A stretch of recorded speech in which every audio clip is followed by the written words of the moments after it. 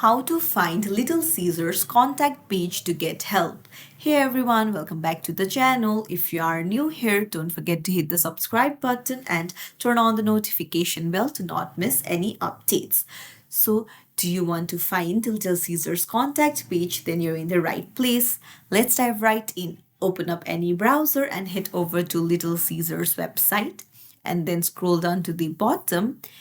And then on the right hand side under connect with us, you can see contact us option. Just tap on it.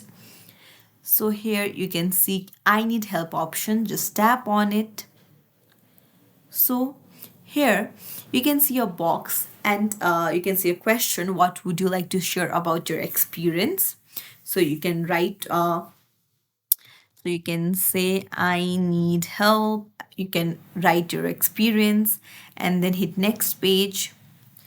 And then you can see, to get a better understanding of your experience, please provide your 7-digit order number, which can be found on the receipt as shown below.